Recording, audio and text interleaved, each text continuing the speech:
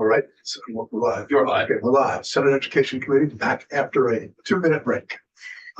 Continuing on March 28th. And we're now joined by Secretary Saunders and continuing our discussions about transformation of education and financing in Vermont. And today we're going to focus on governance priorities and objectives. Picking up after a couple days ago. Great. Good afternoon. I'm Zoe Saunders, Secretary of Education. Thank you for having me this afternoon. This is a follow-up from our conversation earlier this week where we had really a broader discussion around the importance of governance. So I've come back today to really respond to some of the questions that were asked in the last meeting and really focus in on the importance of identifying district size as we're contemplating a transition to a foundation funding formula. So I've identified two primary essential questions for today's presentation. The first is, why do we have to consider district size when changing to a foundation funding formula? And as we answer that question, I'm going to focus on the relationship between district size and education quality, and also the relationship between district size and efficiency and effectiveness of the education system. And then the second part of the presentation will really focus on how we can build consensus on the appropriate district size for Vermont, really focus on how we deliver on our educational transformation objectives. I will share the rubric that we use and the objectives that we identified as we put forward the governor's proposal. And that'll be an opportunity for the committee to review and add if you have any additional objectives or a refined objective that you would like us to consider as we support you with modeling.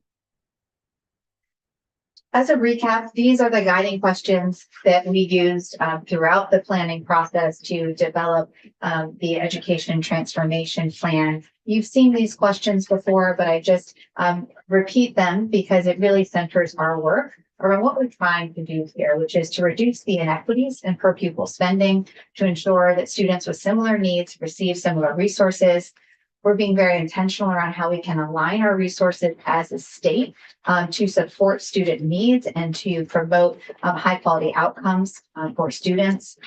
We know that Vermonters care deeply about providing a whole child experience. And so part of this approach is really creating those meaningful opportunities to support the whole child education, focusing on other indicators outside of academics to also include absenteeism and student engagement. We know that a big part of this conversation is how we can be effective with the way we deliver education. This will really help us to future-proof our system. You often hear me talk about that. I'll really expand on what I mean by that terminology. And then at the end of the day, this is all focused on students, and a key driver of student outcomes is the teacher and their classroom. And so a central question is, how do we ensure that every student has a highly qualified teacher and a safe, healthy, and welcoming school environment? The proposal is comprehensive in nature, as we have shared. We know that the challenges within the structural and systemic challenges within our system do call for a comprehensive solution. And we've had 3 policy levers that we've been describing within this plan. Essentially, this is about education quality. And when we're thinking about scale and funding, it's all around how are we resourcing our system to support quality, and how are we scaling our system to ensure that we have the right delivery in place to really meet those educational quality goals. So anytime we think about resourcing a state education system, it does require us to review scale. And I know that's the focus of your meetings this week, is really thinking about governance and really want to focus governance conversations around scale in relation to delivering quality education statewide and focusing on equity. Some of the information I'll go through might be repetitive for you, but I also wanted this to be a resource for your constituents as well who have questions, because this work can be quite complicated, and it's helpful to ground it what we mean in the terminology. So I'll start by talking about, what do we actually mean when we use the word scale? So at scale refers to the ability of our education system to handle increased demands and manage the growing complexities that schools face and doing that in a way without sacrificing quality or experiencing runaway cost. So that's what we're talking about when we mean operating at scale. Systems at scale are more stable than smaller or more fractured systems.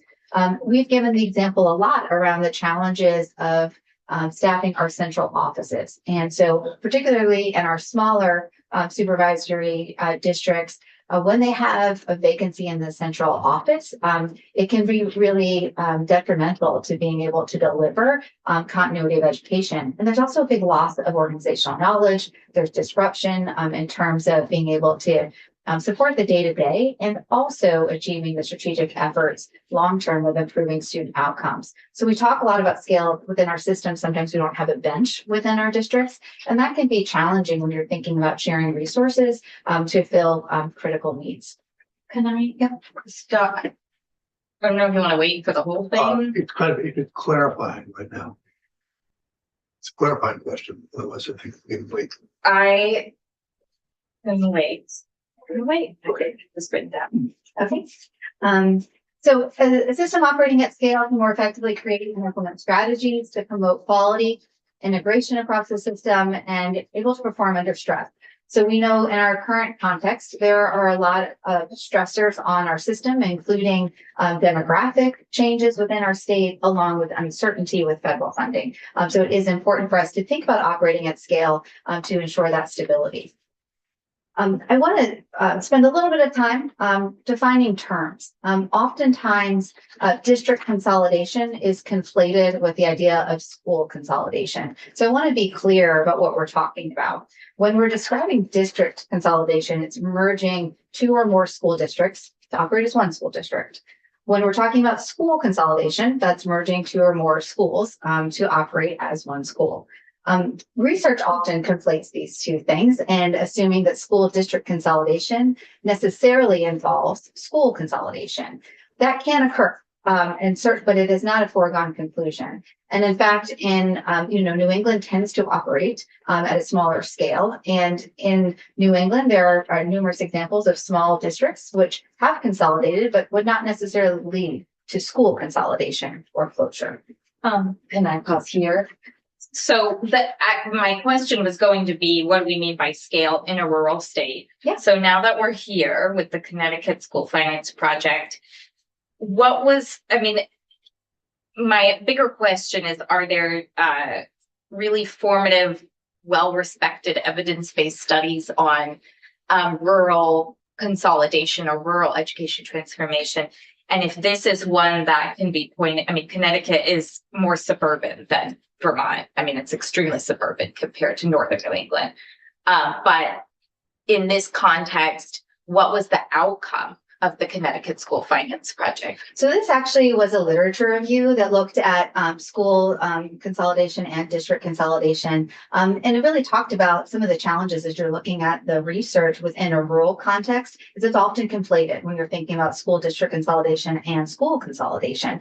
Teasing those apart is important. And so what you're seeing in the literature is that that's not exactly clear. Mm-hmm. And then when we look at district size overall in rural and non-rural settings, the evidence is not conclusive. Okay. And so that can Do you know how many districts Connecticut has?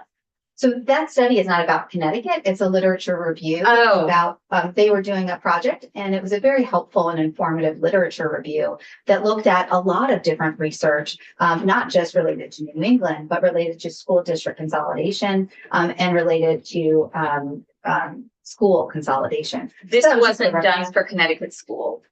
Connecticut schools, they're doing a project, and as part of their project, they did a research review to inform their work. I just found it to be a helpful literature review. Okay. But there's also other data that we can walk through as you're looking at district size. So I think the challenge is really not consensus on district size as it relates to quality. Much of the research that's being reviewed is older, and it's not always focused on student outcomes. You need to skip this slide. What was that like?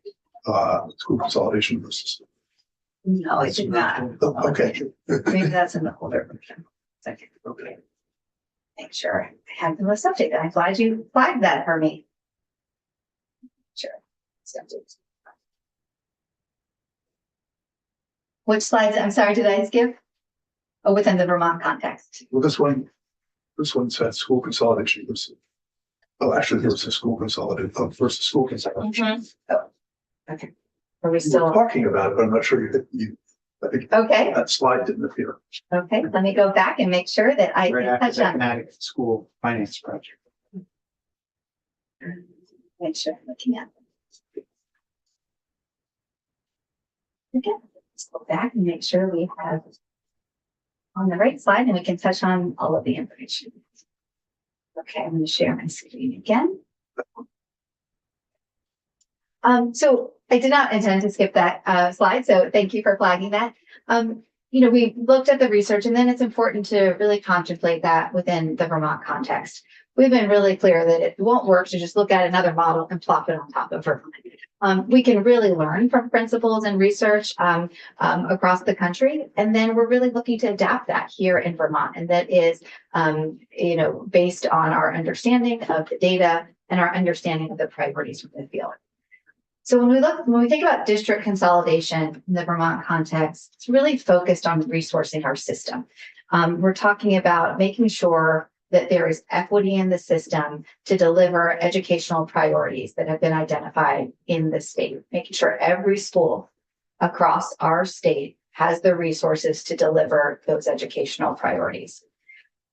Another thing we're looking at is increasing access to specialized resources. We often talk about the ability to have regionalized support in the state of Vermont. We talk also about there being a workforce shortage in some key areas like special education. And so for many years, the state has been looking at ways to collaborate, to share those resources and making sure that every school has access to that type of expertise. And then district consolidation will also support our efforts to what I call future-proof Vermont's education system. We know that there's a lot of uncertainty, as we've discussed, within the federal context. Nationally, the demographic trends are seeing a decline in birth rate, decline in public school enrollment. And so when we're really talking about district size, I think there's, as we'll discuss later, there's a lot more research around kind of what is the minimum size. I think it's important for us to really think about how we are establishing our system in a way that can sustain potential declines in enrollment in the future. And so kind of working on the floor presents some unique challenges as we're talking about long-term sustainability. And then go ahead. So one of the notes I wrote down 2 visits ago was that you had in your budget templates, I think they were something about sample budgets for each of the 5 districts. In the very large 32,000 student district in Chittenden, Franklin, Addison, you had 250 counselors. I don't know how many counselors there are now if you add up all the systems, but we struggle to get 250 of anyone in a job. So I guess I'm curious how district consolidation magically makes more people appear who can fill Wasn't those that roles. great? Like, walk me through Yeah. how a big, huge district finds 250 counselors and distributes them fairly. So of course, changing our districts is not changing our workforce challenges. I Right. think to appropriately answer that question, it's going to be paramount for us to do that side-by-side comparison. So what I think you're asking is what is the delta for specific positions is what you're asking.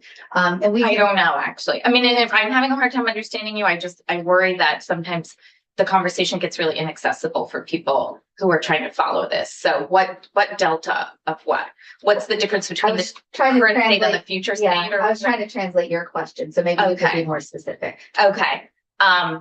So you're saying that we could take all of those districts right now and compare how many counselors they have to if in the future state, the ideal would be 250 counselors based on your evidence-based model of a ratio for that many students. It sounded like that was your question. My question about that is, how does district consolidation help go from each district looking for 5 counselors to a mega district looking for 250 counselors? How does that situation improve? Yeah, so I think to respond to your question, it's important to identify what number of counselors we have now to understand what you were comparing that to with the budget that was proposed.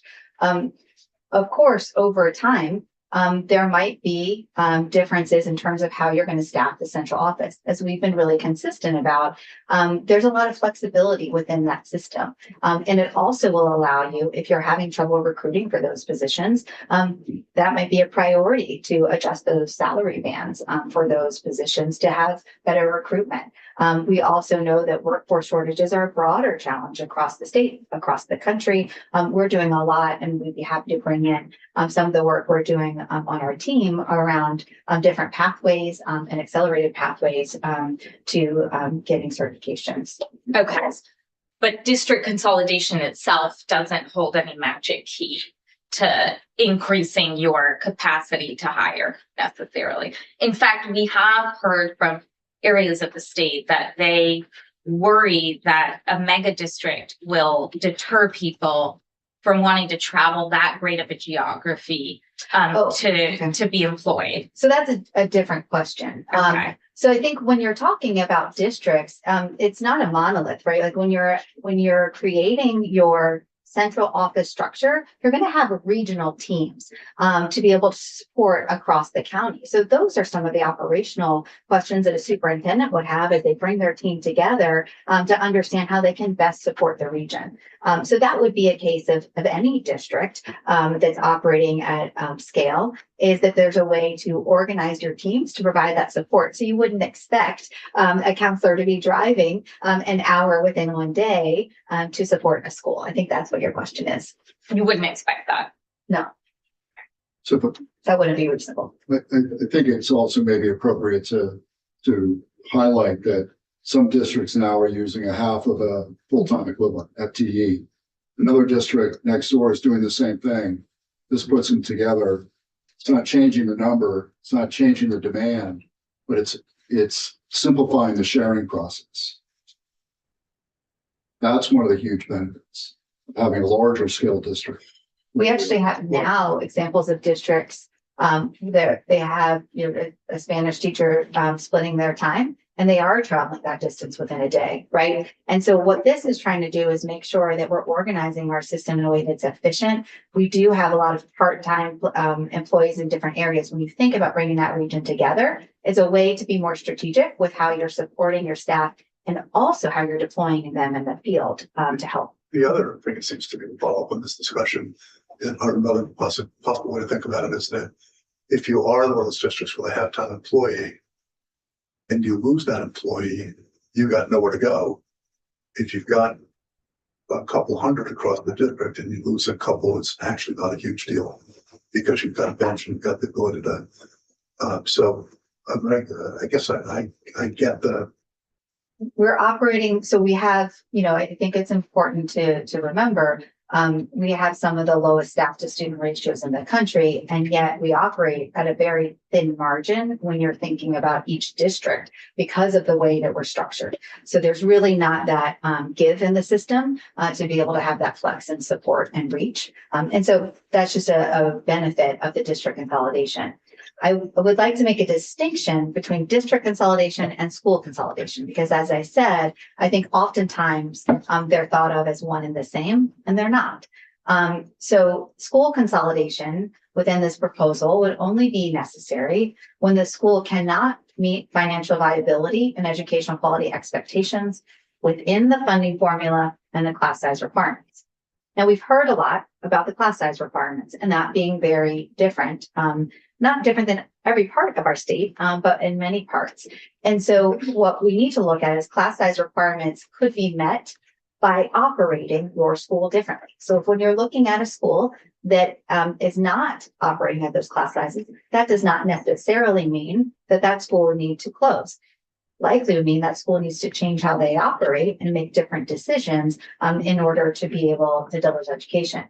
There is a point when that's not viable. And then those are the times you have the conversation around consolidation, and that being about student opportunity. So all of this is around how do we organize our system and then our schools to create educational opportunities that are equitable. We've never had this discussion before, but would it be under the system you contemplate, might there be a time or within some districts where they would actually have schools set up to be the small school alternative for kids who are not going to do well in a school of 1,000 kids because they need a much more intimate environment? Yeah, and recognizing that you could never deliver the same opportunities in the same way you can with that 1,000 school. Is that something that you would, is a possibility within this system in your mind? Yeah, I think what you're describing is how do we create alternative pathways to make sure that we are supporting student success. And students may not be successful in the traditional environment, and how might we create another environment to be supportive? In the proposal that we put forward, I think the closest example of that is a magnet school that we put forward. But you could think about that as an alternative school as well. And so absolutely, there's flexibility within the district to customize the needs of customize your school and program offerings to meet the needs. Yeah, Yes. for the schools in better word than school. Yeah.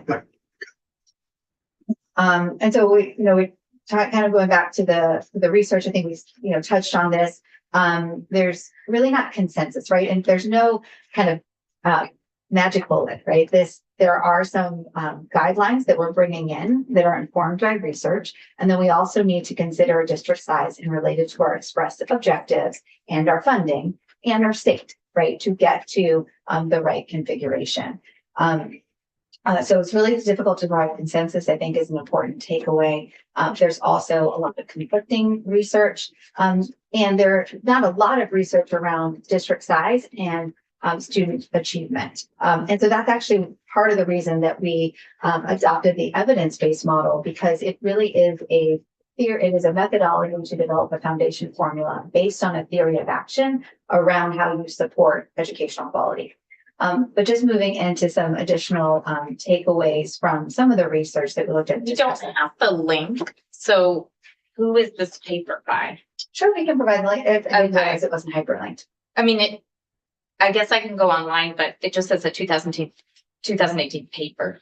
I think the link is embedded. In Okay, your, but do you know who that paper is from? yeah, I do. And we can bring that up.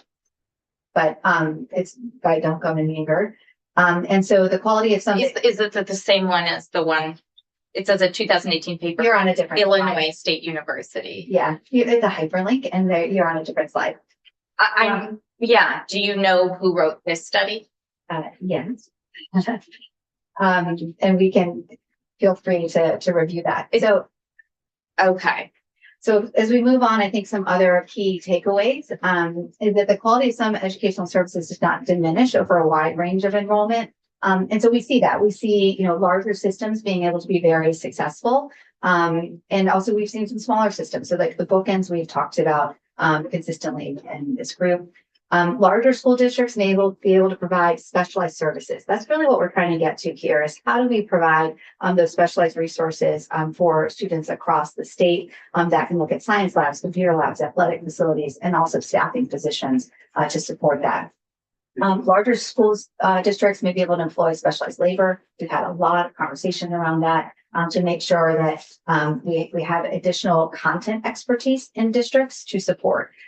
Within our current construct, as we discussed previously, every district has to do the same in terms of compliance and oversight functions. And so as you're smaller, that needs to be a big priority, but you may not have the resources to bring on, maybe a full-time data manager or a special education director or a professional development coordinator. And so all are content experts in key areas. And that can be really important for enriching the overall system and providing that training and support to your educators. Larger school districts also. It's hyper, by the way. Yeah. Okay, I just wasn't looking. This section is like where I think we should really dig in, because this is where I think I'm unclear about who's using what evidence and what the disagreements are, right? I mean, it's one thing to say there's just disagreement about the ideal district size. It's another to dig into what makes sense in rural areas, how geography plays in, how transportation plays in, what the best practices are around going from districts like we have that are under 2,000 to 30,000, 15,000. There is a lot of concern around too large of a district size. Mhm. And I'm not really seeing how you address that in your thinking about Yeah. district size. So I think there's a lot of concern around too small of a district and definitely a lot of concern around too large of a district. So what we're talking about, based on the research is, not going near what would achieve diseconomies of scale, which is closer to that 50,000 mark, as research is indicating. So you're saying research is indicating that. I sent out a couple studies to my committee from others. I can send those to you as well. And we received studies from the superintendents that say, so I think it was something above 10, 12,000 you see diseconomies of scale.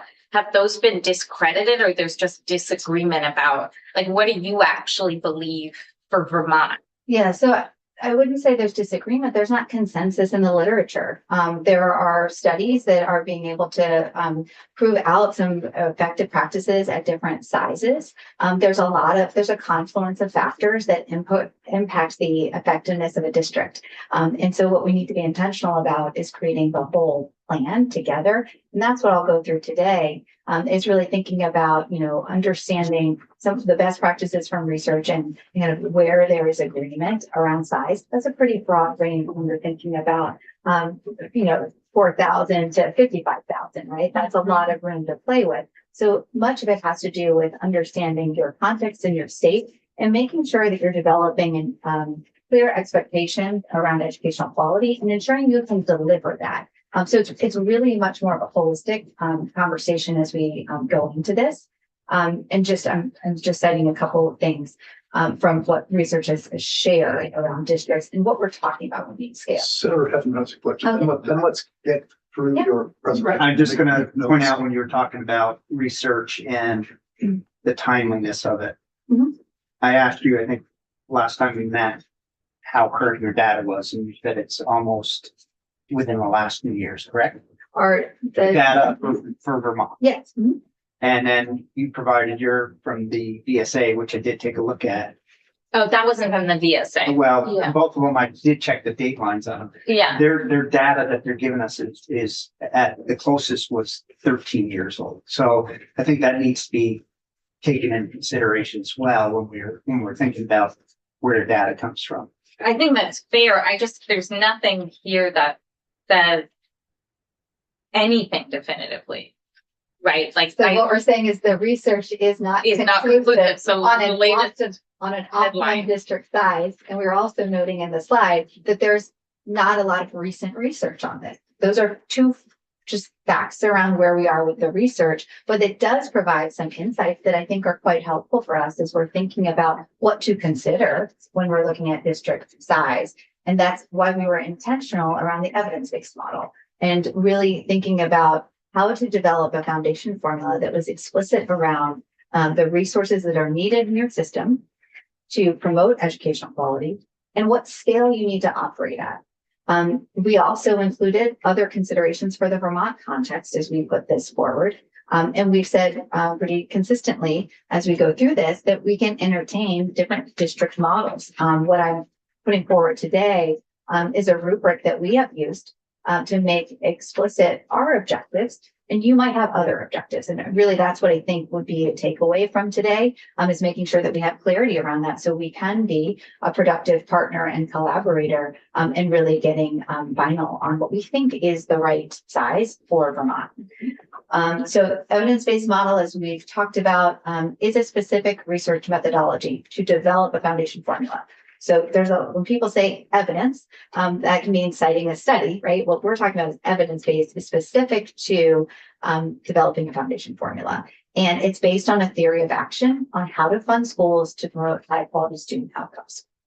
The proposed funding formula realigns resources in a way that's most impactful for students. It creates efficiencies and expands educational opportunities. However, this plan would not be possible within Vermont's existing structure. When I mean plan, I mean just the funding formula. It wouldn't be possible if we just didn't change anything else and said, this is the amount of money we're going to provide to districts. And the reason is it would either one, cost too much to deliver the educational objectives, meaning some districts would really need a considerable amount more money to be able to deliver on that. Or, which is I think a lot of what we're seeing now, would underfund certain districts, preventing them from delivering on the educational objectives. So that's why it's really important as we looked at this work that we can't just propose a funding amount. That would be irresponsible. We need to propose a funding amount that's also recognizing the scale at which we need to operate to deliver on educational quality. I know that you've had other presentations around a foundation formula, and there are different ways to develop a foundation formula that other states have done. And there are some models where you wouldn't have the same base amount. You might have a variable base amount depending on district size. That creates a lot of differences in terms of cost. And it also can create some challenges for thinking about managing the whole system. So the approach that we're bringing forward is one base amount, but adjustments for weights based on needs and assuming that there's consistency around district size. So those are assumptions that are just baked into the model, which is why it's important for us to consider district size when we're talking about the foundation funding formula. Oh, we're supposed to get through this? Okay. Make your notes. I just made. So what other, I think this is like, what's the magic number? I think that's what you're getting at. What's the number? What does it need to look like? Right? There's a lot of considerations that need to come into play when you're thinking about doing this work in the state. And so these were some of the other considerations that we contemplated as we put forward the overall proposal. One was equity-based policy implementation and budgeting. So what do I mean by that? Within our hyper-local budgeting context, really hard to be equitable. So you can have one town that is very willing to be able to raise and increase investments in education, and the town over isn't, and yet the town over might actually have greater needs. It's really hard to be equitable when you're really hyper-local. So there's a benefit in having a broader shared oversight of communities. When you think about governance, policymaking, and budgeting, right? That's separate from community engagement, which I'll talk about a little bit later. Regional service delivery. This has really been a pain point for Vermont. It's been really challenging, particularly in our rural areas, to think about how to share resources. Special ed is a great example of where that's come into play, but also in other areas in terms of coordinating early childhood education, coordinating professional development, the adoption of new curriculum or systems, right? All of this requires a lot of intensive support and expertise, and that can be really hard to do within our existing structure. We thought about strengthening our resiliency to external change. We understand from the broader demographic trends in terms of birth rate, as we've talked about, and public school enrollment, uncertainty with funding, really the challenges of affordability within the state of Vermont. And so we can entertain that also as we thought about how they can get to the right size. I think we've talked already about the future-proofing component. And then right sizing to the available workforce. And I think that's part of the earlier questioning that we've had. We often struggle to fill the existing roles. So as I said, we have some of the highest number of staff per student. We often struggle to fill those positions. We have an increasing number of teachers on provisional licensing. So really achieving scale makes sure that we are really recruiting for and able to fill the roles based on our workforce. Does that mean that there won't still be shortages? No, there are shortages across the country, but that will allow us to have a better opportunity to ensure that we're bringing in the right resources for every school and then being targeted around where we need to create different accelerated pathways, licensure support. And then really a critical piece is focus the funding on those investments that are high quality and high impact. And so as we identified those areas, we thought really about increasing teacher salaries, expanding career and technical education opportunities, and providing additional academic intervention. That can come in the form of after school and summer. It can also come in the form of having a reading specialist available for every student. So those are some of the big considerations we thought about when you're talking about district size. school boards have a big role to play in terms of representing community interest. And that's why with whatever district size is configured, there would be a process of developing voting wards.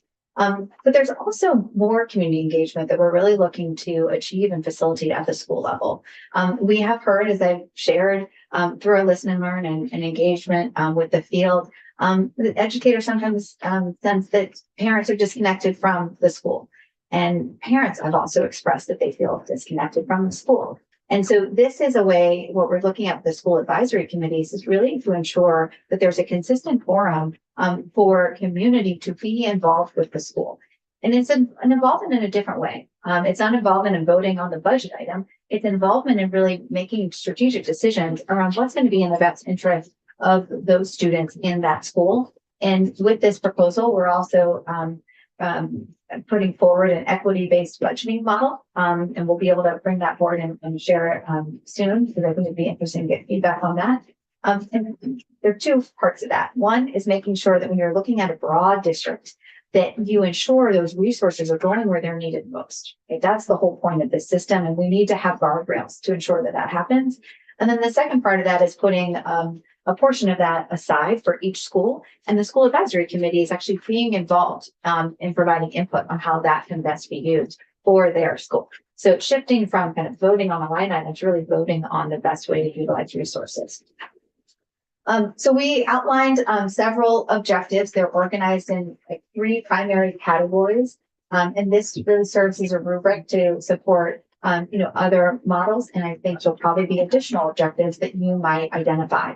Operationally, we were looking for making sure that districts are operational K-12. And the reason for that was the evidence-based model is built on that assumption. And that's why within the foundation funding formula, you're not seeing grade band weights. If we were not K-12, we would need to think about that differently. I want to note that within this model, it does actually cost more in the elementary school. And that's because we're having smaller class sizes in the elementary school. The other intention was to reduce a lot of the complexity, particularly as it relates to tuitioning between public schools and achieving parity in cost structure. Could I just, because I've heard this about the costing more at the element. Also, I'm following my rule. Forget it. Okay. Okay. I'll take my notes. And then there were objectives that we would put under the category of efficiency objectives to reduce administrative cost. And really here is reduce the duplication of administrative staff at the school and the central office levels.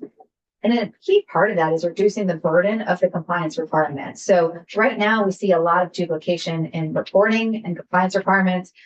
We were in House Commerce earlier this week. We've been talking a lot about career and technical education and doing the Perkins grant. Instead of doing that 17 times, really being able to do that once and really putting together the full workforce needs of the state while customizing for the local center. So there's a lot of opportunity as we're thinking about the scale. And then in terms of quality, the reason that we were really interested in the evidence-based model and appreciated the General Assembly moving forward with that study was it's really focused on quality. It is a model that is assuming specific inputs are in place to ensure high quality outcomes. So quality objectives, increase specialized expertise at district levels. We've talked a lot about this already. Ensuring equitable access to programmatic opportunities. So we need that scale. We heard really consistently, and we've heard from students that they see that some schools have more offerings than other schools, right? And so that's because we're not operating at scale in a lot of ways. So if you have 10 students in your graduating class, as opposed to 100 students in your graduating class, there's just a lot of differences in terms of the types of programs and courses that you can offer those students.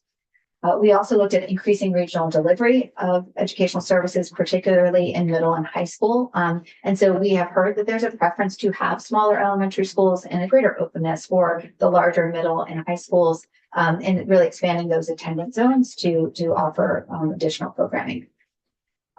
a key piece of this is right sizing our workforce, so ensuring high quality educators and resources for all students. We want to increase collaboration and improve education service delivery. Part of the model does assume and protects planning time for teachers, so about 25% of their time is protected for planning, and there's specific administrative roles that are included in the model to ensure that they're not pulled to do lunch duty and things like that, that their time is able to be protected, and that supports teacher collaboration. And then also looking at really funding the high resource, high yield impacts. Yeah, this isn't the most updated. I'm not looking at the most updated, sorry.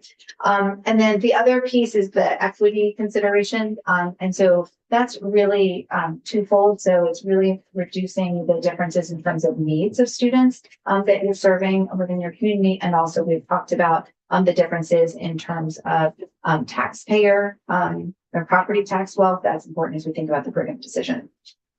So this is just a preliminary attempt as we start to model what that looks like within different government structures. These are just some high level overviews of the numbers. I will tell you that there is definitely a data input error there that I will correct and resend on the minimum. But what you're looking at here is current districts. So 119 districts are supervisory means and supervisory districts at 52. The model that the Education Committee has put forward, which is looking at 9 larger governing entities with some districts within that.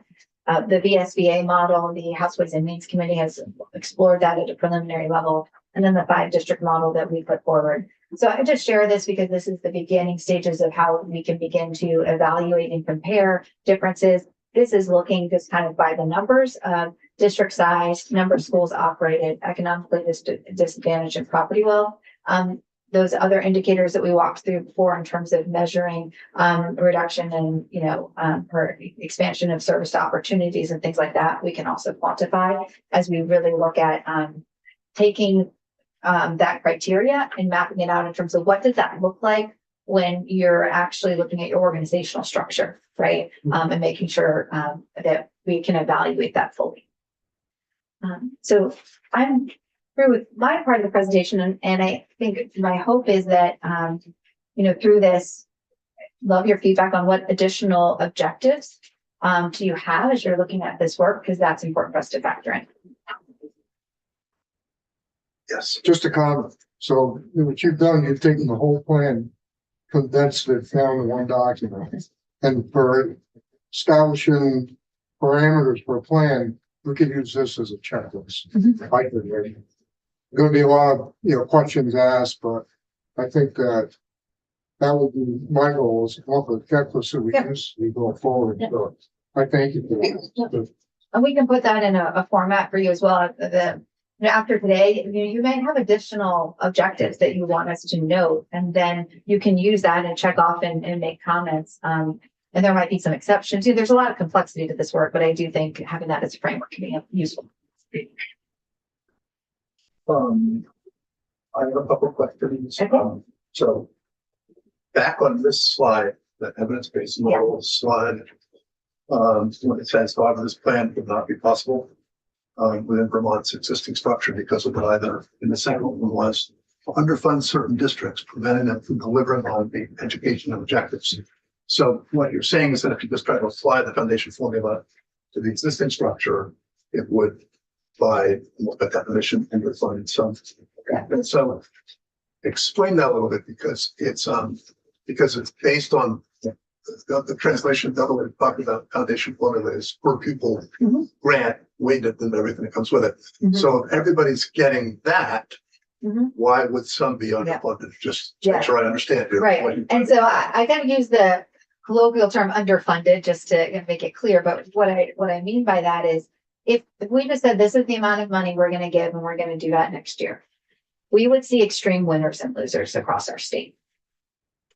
And then we would see very different abilities to deliver educational offerings.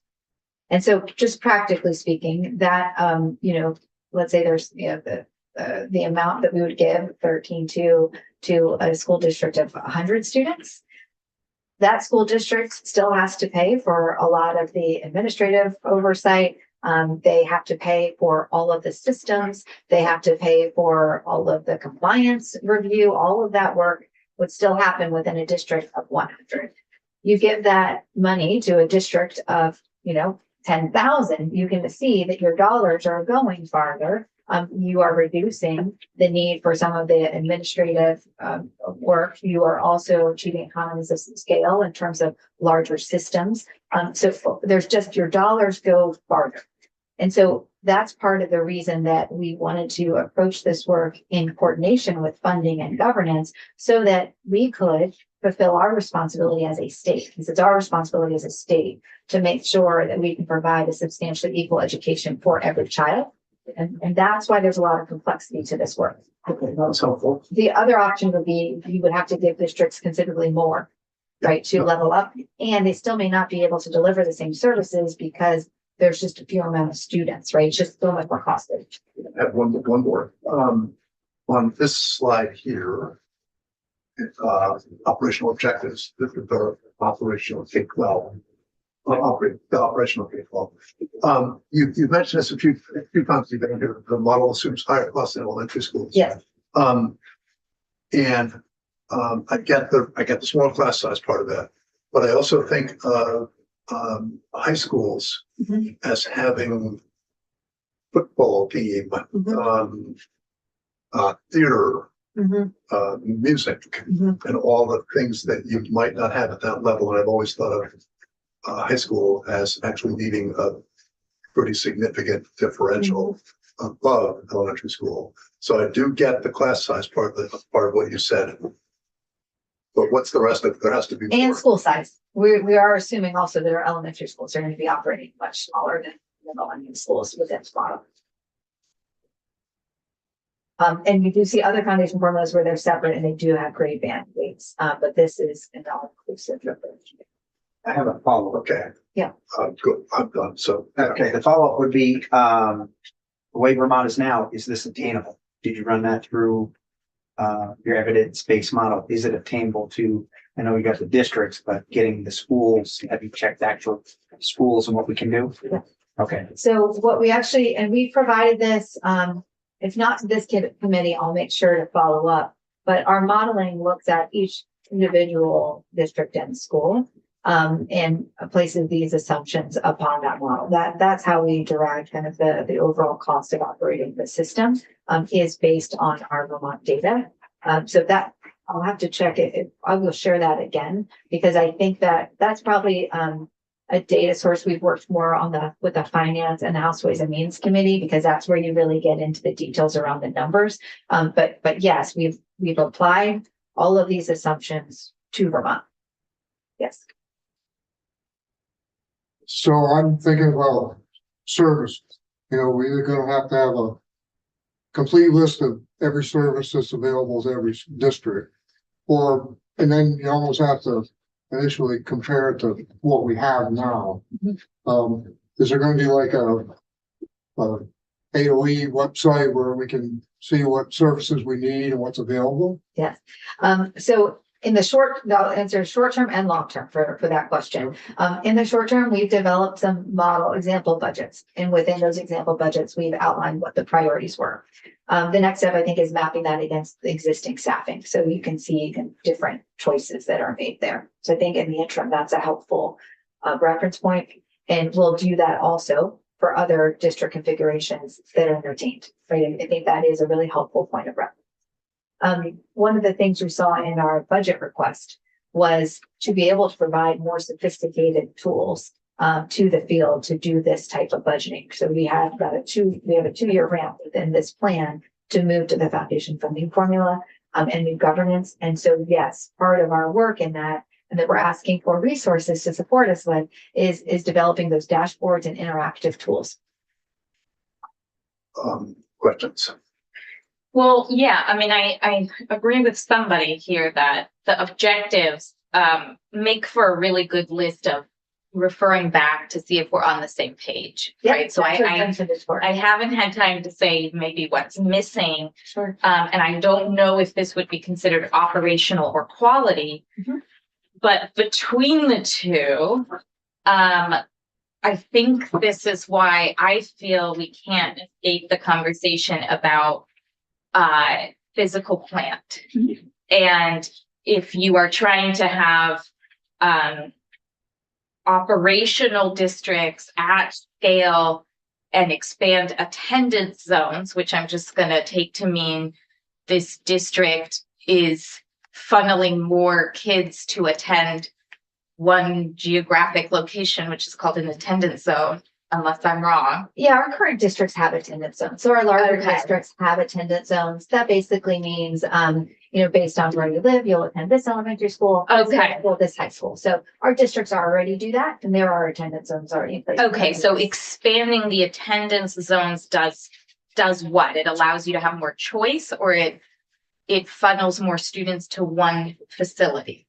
So really when we're talking about that, it's thinking about multiple elementary schools feeding into a middle and a high school. Okay. Because that's part of the model, is to ensure that in those areas, you're able to provide additional services Okay, and programs. so expanding attendance zones means creating regionally excellent middle and high schools that funnel more elementary school students into Yes. those.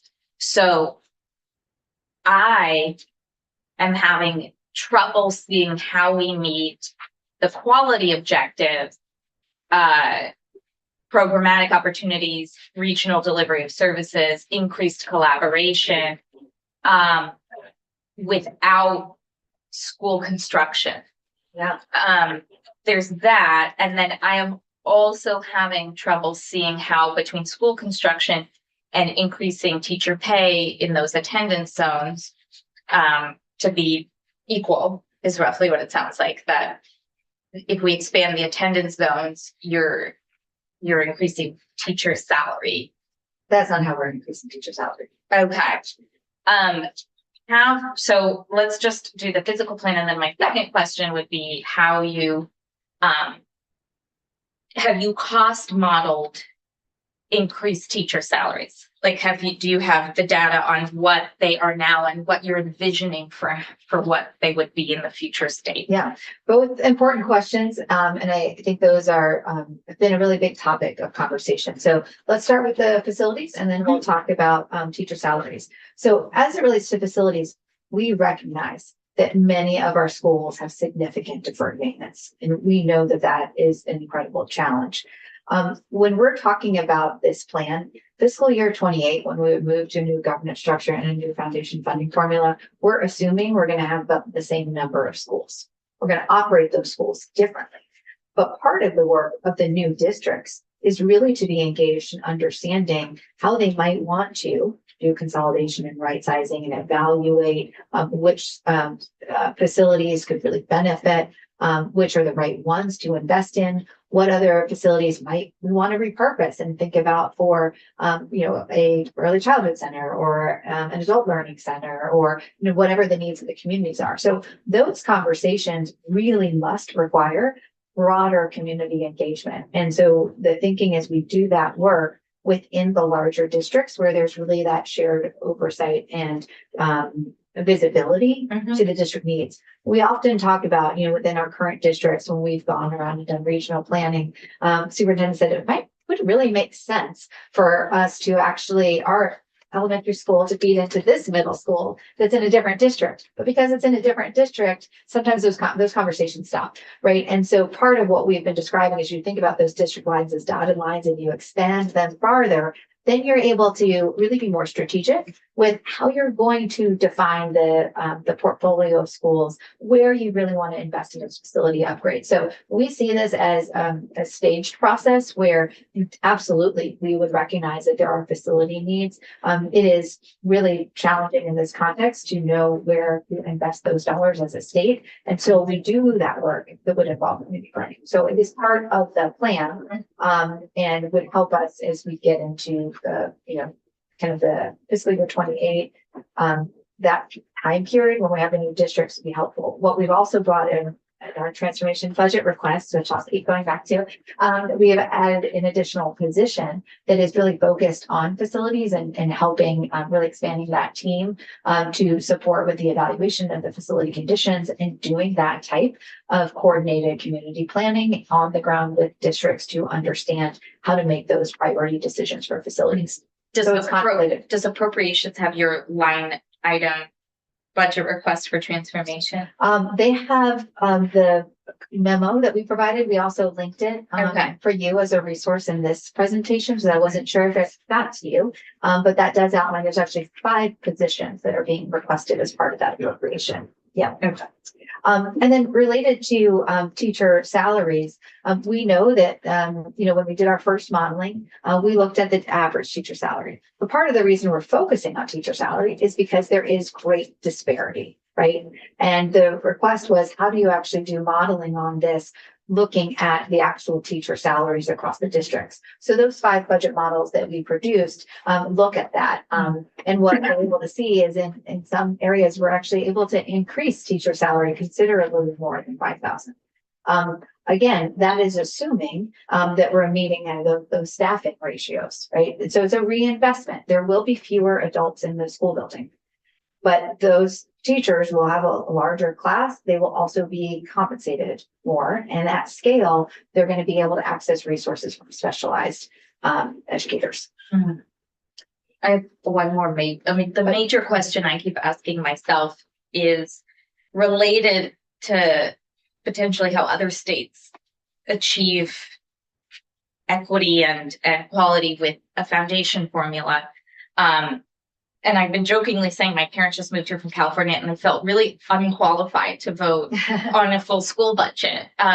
So I imagine once you move toward a foundation formula, what I've observed in other states is that you then vote on district-wide physical plant or bond-based decisions, so that you're no longer having a discussion about, do we fix the swimming pool or do we cut 20 teachers?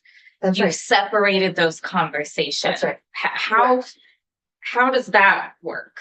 Yeah. Where does that fit in? Yeah, absolutely. And so you're absolutely right that those are separated. And so what you think about is you can have, a referendum or a bond referendum. So you could have, what we've talked about so far is local share. And we've talked a lot about what is the ability to raise local share. And with Brigham really being thoughtful around how you can create, an equalization mechanism. That's part of the reason we're looking at property wealth parity. But what we've talked about with that, I'm going to get to the bonds, they're separate, is the local share that would be raised would be strategic. That should fund a specific initiative. So that might be, you're implementing some big technology initiative and the district wants to make sure that they have the right set of computers, or they're implementing a new program. Those are really strategic costs, are not necessarily assumed to be year over year, and that the voters would have to approve, right? Aligned to something extra and above what's funded in the foundation formula. Okay. And then the going out for a bond would also be separate. And that would be part of, I think, school construction aid would be what involvement does the state have, but that is outside of the foundation fund. So there are 2 things. There's 2 things that the community would vote on, or things that would be above and beyond what is included in the foundation formula. And that could be the local share for a specific initiative, or kind of capping that at a specific amount is a proposal, and then for a bond. They also will have the opportunity, at least within the bill, we've outlined that districts would be required to have public hearings for the budget. So the school board would have to give transparency to how they're using those foundation funds that the state provides to build their budget. So there's still a mechanism for involvement. It's not a vote on that budget, but there would be hearings involved in community input in the development of the budget. Can you just get me some synopsis of how this works? Because I feel like I've been trying to explain this to colleagues that I don't think we're going to end up taking votes on the full budget of a district anymore. I don't know how to explain that or how to look into the research on what the best practice is. Yeah, no, so in this model, the state is guaranteeing that districts get a certain amount based on the foundation formula and the needs of their students. And voters vote on the school board. And the school board is responsible for making budget decisions. They are also responsible for ensuring that there are public hearings to get input from the community on how the budget, how the funding is budgeted. Mhm. Part of our proposal involved the State Board of Education reviewing and approving an equity-based budget. So we want to make sure that this is all about equity. This is all about making sure that as a state, we're giving opportunities to all students. And so there needs to be, we have to have some guardrails to make sure that the dollars are flowing appropriately. And the state board in our model would be reviewing the equity-based budgets and approving those annually to give assurances. Again, another layer of assurances that those dollars are going where they're needed most. Okay, can I ask one more question to them? Yes, go ahead. I know the- I think this is it for me, just so everyone knows. The weighting. Yep. I think we share the goal of having the weighting follow the students who are supposed to, who are the subject of those extra dollars flowing.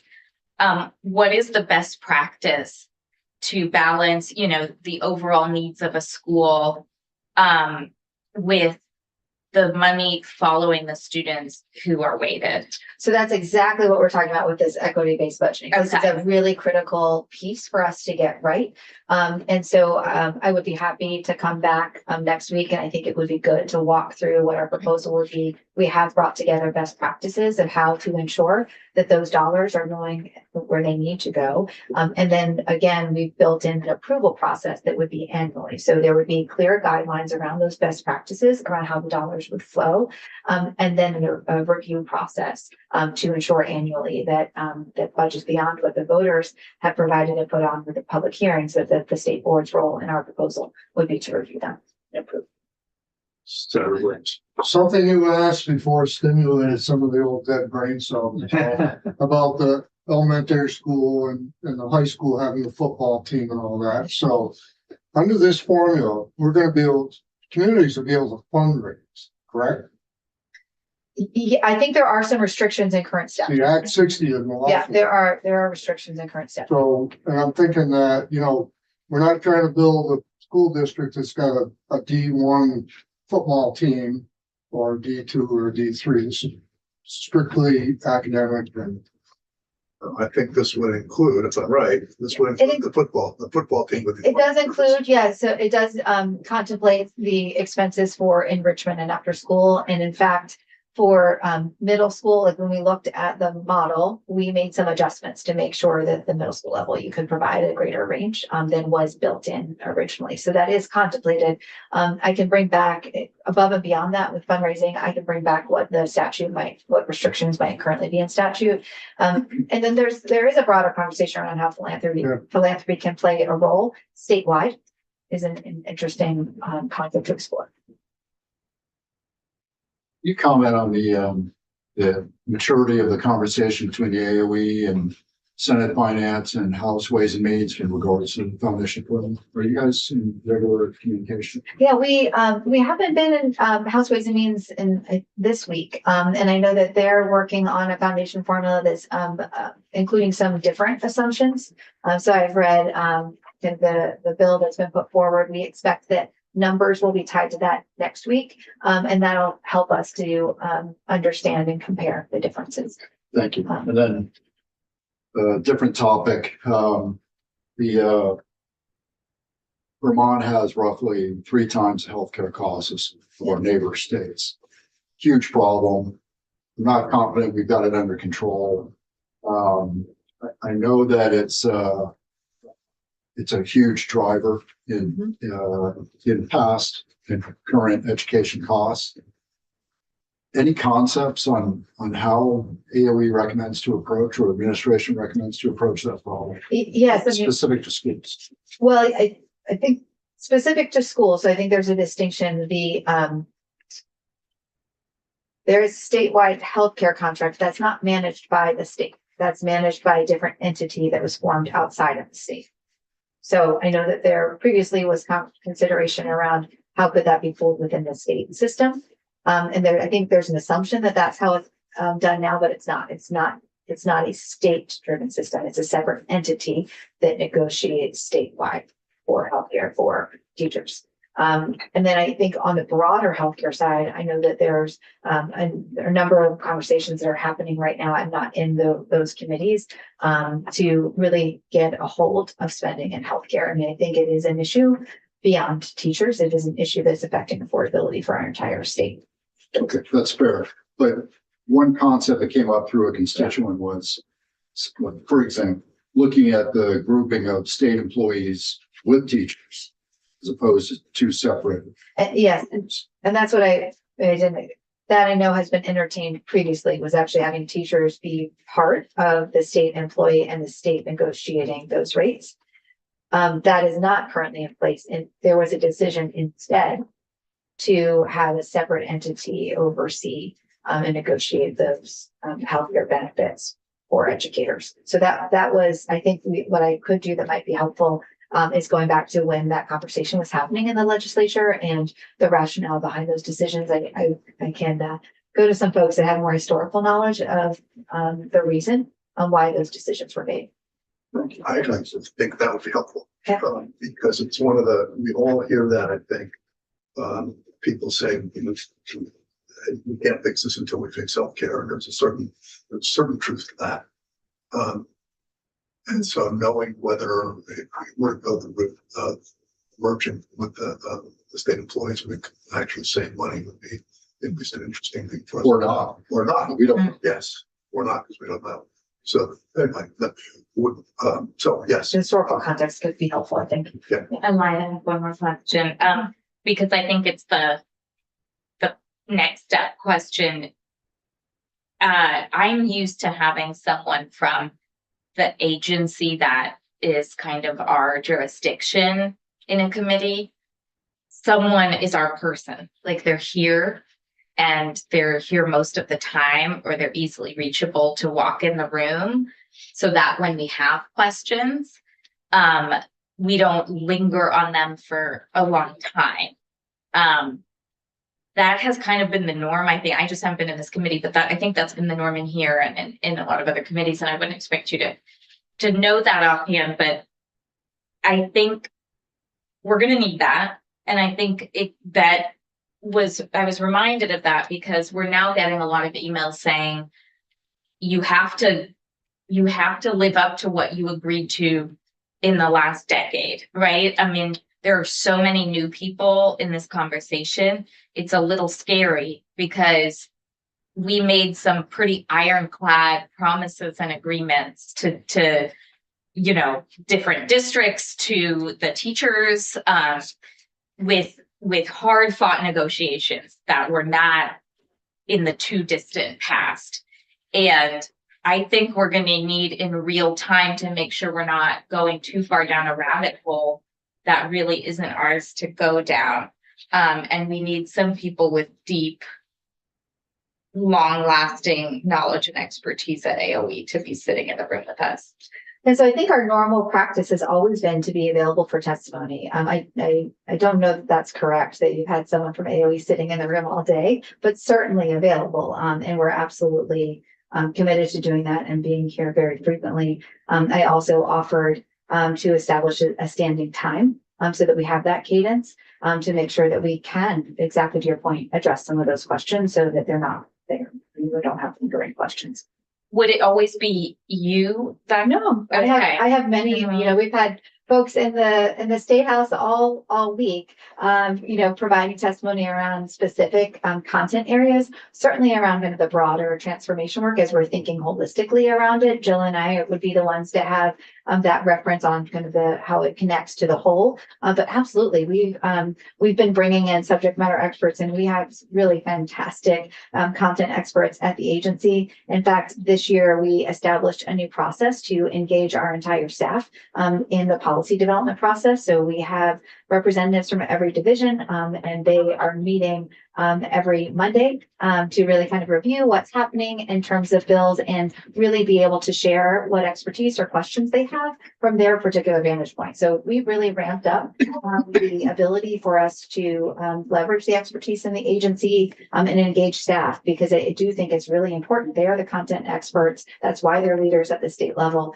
to make sure that they can weigh in and provide additional questions or thoughts on things that are being proposed. Can we do like an intro to those folks for different questions we might have at some point?